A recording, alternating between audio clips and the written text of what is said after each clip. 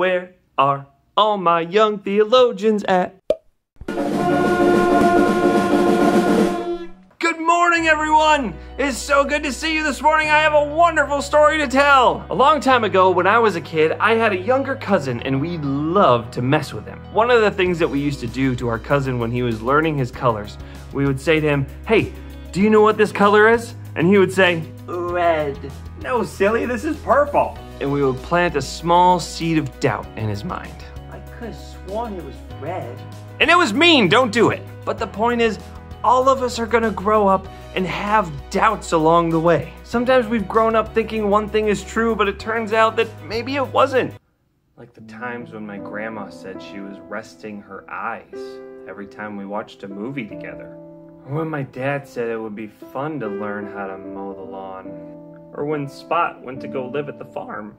And sometimes those doubts that we have turn out to be true, or sometimes they turn out not to be. Like in today's story, Jesus is getting ready to say goodbye to his disciples for the last time, and he's sending them out to go make disciples of all nations. In the beginning of our story, the disciples are going up to the top of a mountain in Galilee where Jesus told them to meet him because he's getting ready to send them off.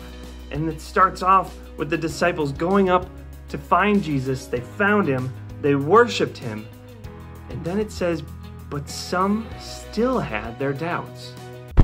Wait a second, what? You're meaning to tell me that these disciples, who have been with Jesus the whole time, seen all the miracles, watched him die on a cross, seen him back to life, and they still have doubts? Yeah, because they were humans, and so are we. We're always gonna come across doubts.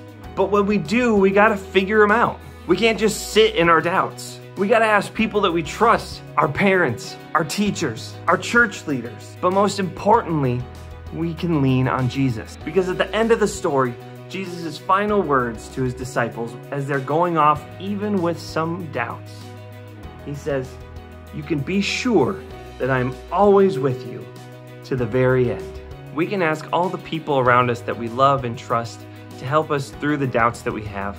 But ultimately, at the very end, we have to be willing to listen and watch what Jesus did in the scriptures.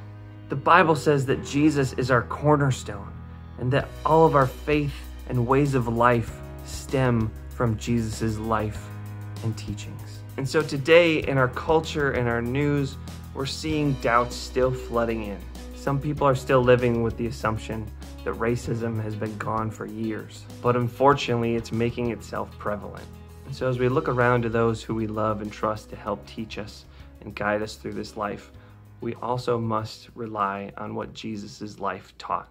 And we know that Jesus' life reflects and teaches us that racism is not acceptable. And so as we work through these doubts and understanding the reality that we live in, it's okay to be uncomfortable. It's okay not to know all the answers. And it's okay not to know exactly what to do next. But as Christians, we know that we are to love everyone, no matter what their skin color is. And if we know that that's not our reality, who are we called to be? And through these difficult conversations of learning and listening and growing, I leave you with what Jesus had to say to his disciples. That no matter what you encounter, you can always be sure that I will always be with you to the very end.